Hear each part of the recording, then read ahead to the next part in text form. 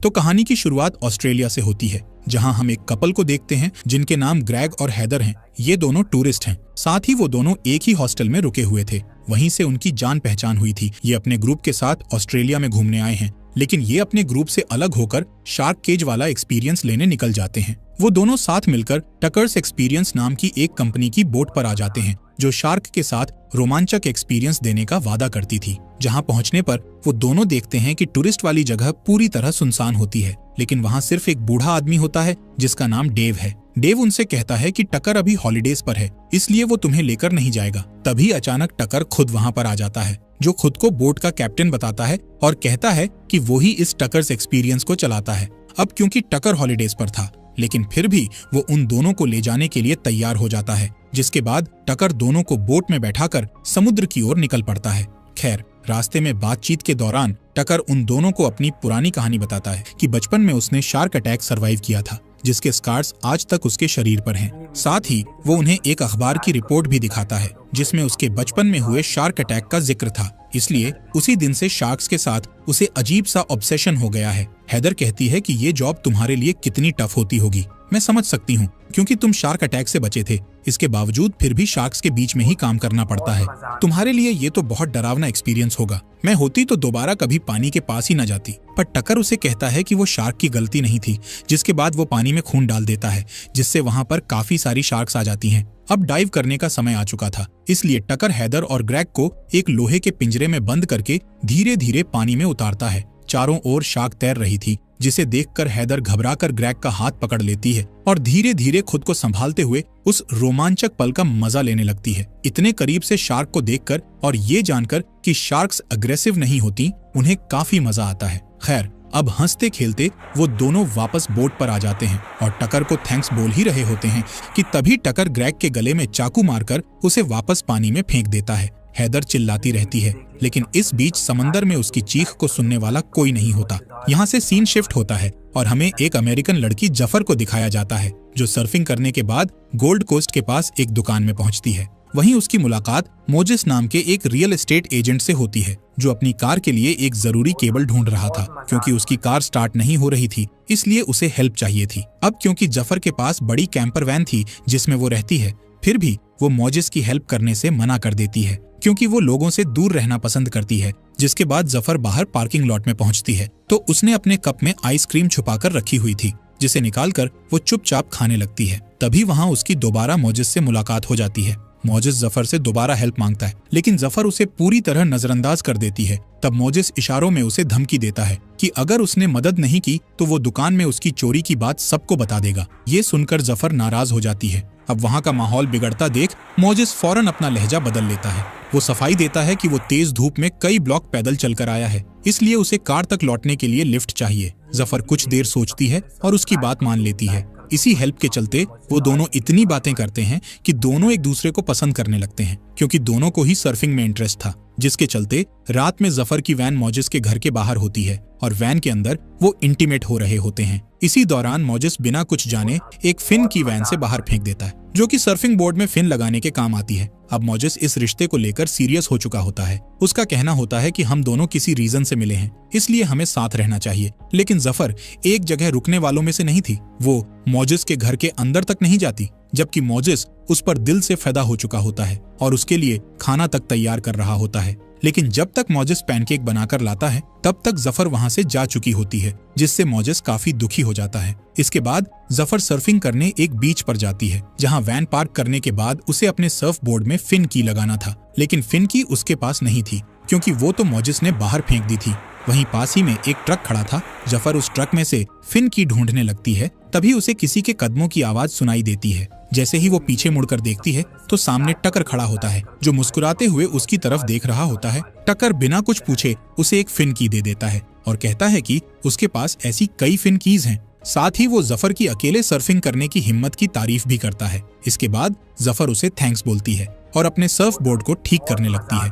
उसी समय मोजिस जफर को खाने की एक फोटो भेजता है और मैसेज करता है कि क्या वो उसके साथ सर्फिंग पर चलना चाहेगी। लेकिन इससे पहले कि जफर कोई रिप्लाई कर पाती, पीछे से टकर आकर उसे बेहोश करके अपने साथ ले जाता है। बहुत लंबी ड्राइव करने के बाद वो अपनी बोट तक पहुंचता है। फिर जफर को बोट में डालकर समंदर में कहीं निकल जाता है, सुबह तक मोजिस भी बीच पर पहुंच चुका होता है, लेकिन जफर उसे कहीं भी दिखाई नहीं देती। फिर वो उसका फोन ट्राई करता है, लेकिन फोन भी वैन के अंदर बज रहा होता है। टकर चालाकी दिखाते हुए जफर का सर्फ बोर्ड वैन में से निकालकर फेंक देता है, लेकिन फोन छोड़ देता है ताकि ऐसा लगे कि जफर सर्फिंग करने गई थी और पानी में ही डूब गई होगी। उधर जफर की आंख खुलती है तो वो बोट के नीचे वाले रूम में होती है, जहां उसे एक बेड से बांधा गया था, और साथ वाले बेड पर बंधी हुई होती है हैदर, जिसे हमने कहानी की शुरुआत में देखा था। यानी वो अब भी जिंदा होती है। जफर घबराकर चिल्लाने लगती है, लेकिन इस बीच समंदर में उसकी चीख सुनने वाला कोई नहीं होता। हैदर उसे समझाती है कि मैंने बहुत कोशिश की, लेकिन यहाँ समंदर में हमारी आवाज सिर्फ हम तक ही आती है। साथ ही वो बताती है कि वो खुद यहाँ बहुत समय से फंसी हुई है। ये सुनकर जफर और भी ज्यादा घबरा जाती है। जफर हथकड़ी खोलने का कोई सामान ढूंढने लगती है, लेकिन ऐसा कुछ भी उनके आसपास नहीं होता। इसी बीच जफर की नजर दीवार पर पड़ती है, जिस पर एक लड़की का नाम लिखा होता है। उस नाम को देखकर जफर कुछ देर के लिए सुन्न रह जाती है, क्योंकि उसे पता चल जाता है कि यहाँ पहले भी किसी लड़की को कैद किया गया था, जिसने उम्मीद हारकर दीवार पर अपना नाम लिखा होगा। जब उसे यकीन हो गया होगा कि अब वो नहीं बच पाएगी, उधर टकर आराम से डेक पर बैठकर मछली पकड़ रहा होता है। इसी बीच जफर हैदर से पूछती है कि क्या तुम्हें कोई ढूंढने आएगा। हैदर बताती है कि मेरे साथ एक लड़का था इसी बोट पर, लेकिन उसके साथ क्या हुआ ये तुम जानना नहीं चाहोगी। पर जफर उसकी बातों से ही समझ चुकी होती है कि उसके साथ क्या हुआ होगा। फिर हैदर वही सवाल जफर से पूछती है। जफर हल्की मुस्कान के साथ उदासी छिपाते हुए कहती है कि मुझे भी कोई मिस नहीं करेगा, लेकिन जफर को ये नहीं पता होता कि मोजिस अब भी उसके बारे में सोच रहा था। जब मोजिस देखता है कि जफर की वैन बीच से टो की जा रही है, तो उसे शक होता है कि जरूर कुछ गड़बड़ है, क्योंकि वो वैन ही जफर का घर है। उसके बिना वो कहीं नहीं जाती थी। इसलिए मोजिस सीधा पुलिस स्टेशन पहुंचता है, क्योंकि अब उसे जफर की चिंता होने लगी थी। लेकिन वहां मौजूद पुलिस वाला बात को गंभीरता से नहीं लेता। वो कहता है कि वो तो एक घूमती फिरती सर्फर है, शायद कहीं घूमने निकली होगी। ये सुनकर मोजिस खुद ही जफर को ढूंढना शुरू कर देता है। दूसरी ओर जफर पूरा दिन हाथ पैर मारती रहती है, लेकिन वो फ्री नहीं हो पाती। फिर रात में उसका ध्यान हैदर की बिकिनी पर जाता है, जिसके अंदर एक पतला सा वायर होता है। जफर वो वायर निकालकर हथकड़ी खोलने की कोशिश करने लगती है। तभी टकर उन दोनों के लिए ब्रेड और पानी लेकर आ जाता है। वो रूम बहुत गर्म होता है, जिस वजह से दोनों के गले सूख रहे थे। हैदर जल्दी से पानी पी लेती है, लेकिन जिस तरह से वो खुद को ढक रही थी, टकर को शक हो जाता है। टकर चादर हटाने ही वाला होता है कि जफर उसका ध्यान अपनी तरफ खींचने के लिए कहती है, मेरा खाना मुझे दे दो, जिसके बाद वो भी पानी पी लेती है। थोड़ी देर बाद टकर वहां से चला जाता है और जफर फिर से हथकड़ी खोलने की कोशिश करने लगती है, लेकिन तभी उसके ऊपर बेहोशी छाने लगती है, क्योंकि टकर ने पानी में बेहोशी की दवा मिला रखी थी।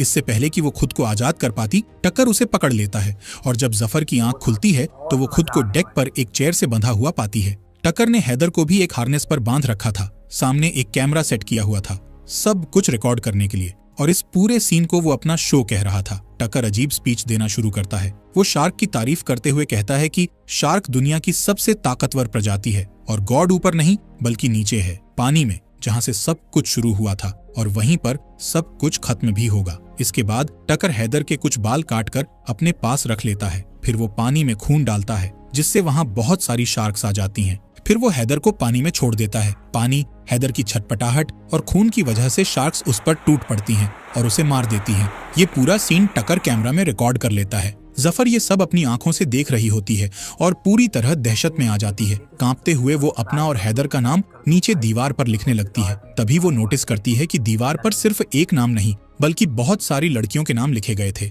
जिन्हें बाद में पेंट करके छुपा दिया गया था। यानी टकर सिर्फ एक साइको नहीं बल्कि एक सीरियल किलर भी है, जो कई टूरिस्ट लड़कियों की जान ले चुका है। इसका सबूत उसके पास रखी हुई वीडियो टेप्स का कलेक्शन था, जिनके साथ उन लड़कियों के बाल भी रखे हुए थे। अब इनमें एक नई टेप जुड़ चुकी थी, हैदर की, और अगली टेप बनने वाली थी जफर की। अगली सुबह हम हैदर का बचा कुचा हिस्सा पानी में तैरते हुए देख पाते हैं, जो काफी डरावना लगता है।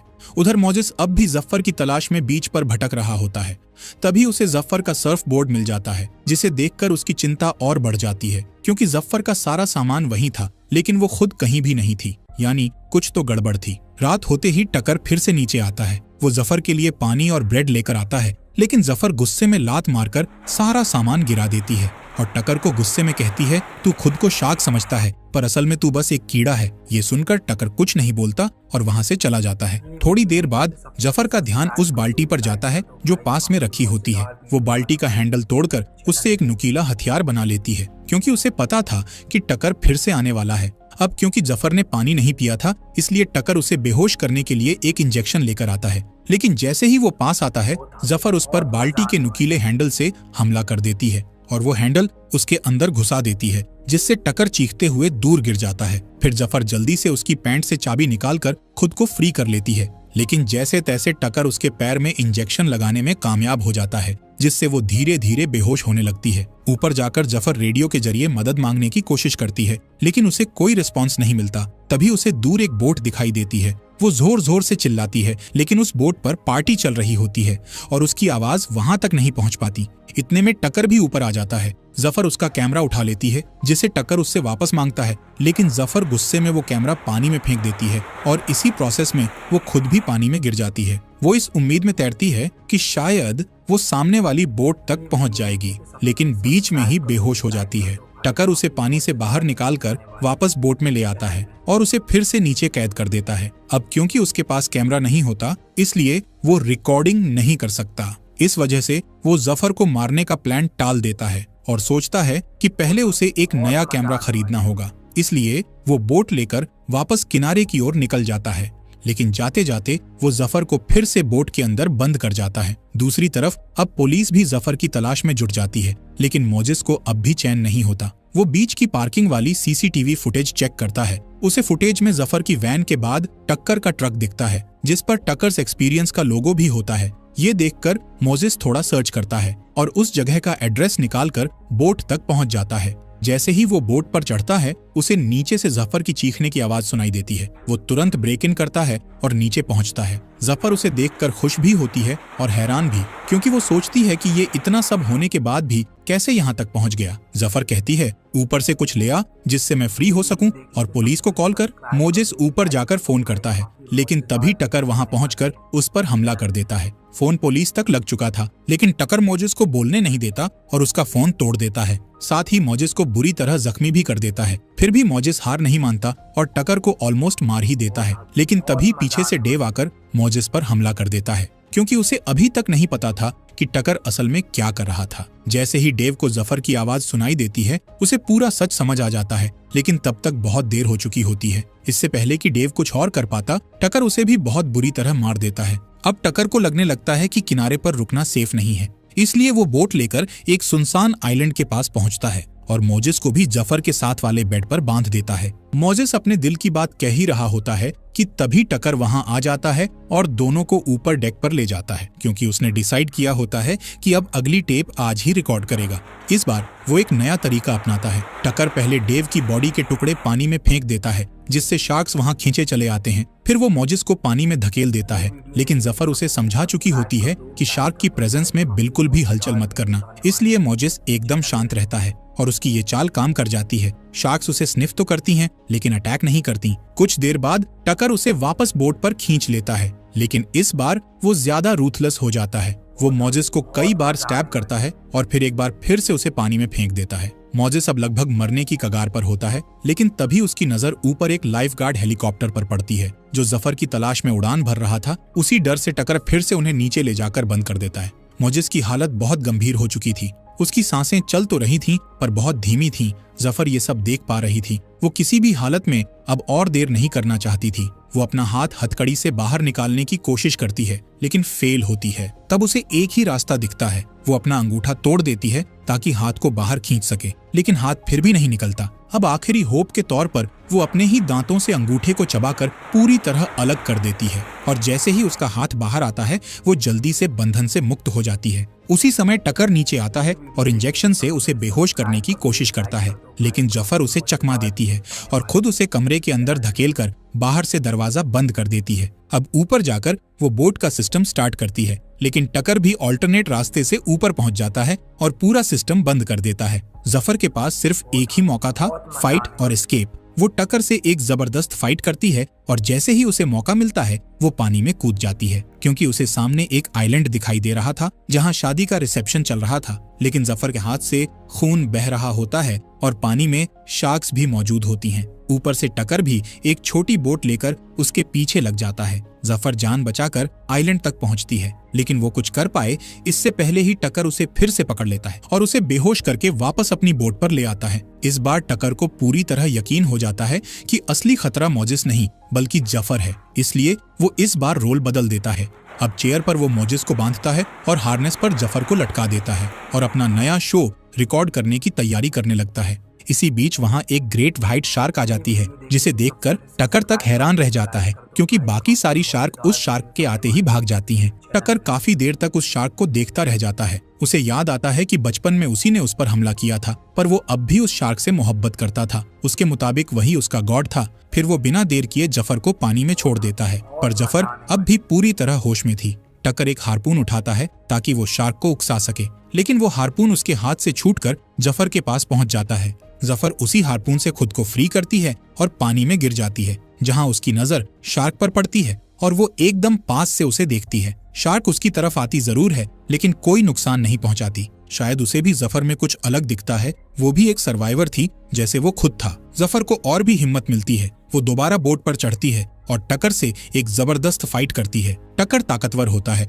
और जफर को ऑलमोस्ट दबोच ही लेता है, लेकिन तभी पीछे से बुरी तरह जख्मी मोजिस आ जाता है और टकर के सिर पर एक लोहे की रॉड से वार कर देता है। टकर का संतुलन बिगड़ जाता है और वो डेक से सीधे पानी में गिर जाता है। पानी में गिरते ही टकर के जख्म से खून बहने लगता है और खून की गंध से वो सभी शार्क्स जिन्हें वो अब तक अपना गॉड समझता था उसकी तरफ खींची चली आती है। टकर डर के मारे चिल्लाने लगता है, लेकिन किसी ने उसकी नहीं सुनी। कुछ ही सेकंड में वो सब शार्क्स उस पर टूट पड़ती हैं और टक्कर को बुरी तरह नोच नोच कर मार डालती है। जिस तरह उसने अब तक लड़कियों की टेप्स रिकॉर्ड की थी, अब उसकी मौत का लाइव शो चल रहा था, लेकिन अब कोई उसे देखने वाला नहीं था। वहीं दूसरी तरफ जफर फ्लेयर गन उठाकर हवा में फायर करती है। वो सिग्नल ऊपर आसमान में एक चमकदार रोशनी के साथ फटता है। कुछ ही देर बाद दूर समंदर में एक पुलिस की बोट दिखाई देती है। शायद मोजिस के अधूरे कॉल को ट्रेस करके वो सर्च टीम यहाँ तक पहुंची थी। जैसे ही बोट पास आती है, पुलिस वाले जफर और मोजिस को रेस्क्यू कर लेते हैं। मोजिस की हालत बहुत गंभीर थी, लेकिन जफर उसे पकड़े हुए थी, उसे छोड़ना नहीं चाहती थी। पुलिस बोट में बैठकर जफर उस आइलैंड को देख रही थी जहां उसका ये भयानक सपना खत्म हुआ था। वहीं मोजिस भी धीरे धीरे होश में आने लगता है। मोजिस उसकी तरफ देखता है और उसका हाथ थाम कर कहता है, मैंने कहा था ना, हम किसी रीजन से मिले हैं। जफर हल्की सी मुस्कान देती है। उस मुस्कान में डर था, दर्द था, लेकिन सबसे ऊपर था सर्वाइवल का जज्बा। फिर वो दोनों एक दूसरे का हाथ थामे उस डरावने समंदर को पीछे छोड़ते हुए होराइजन की तरफ बढ़ते हैं और इसी के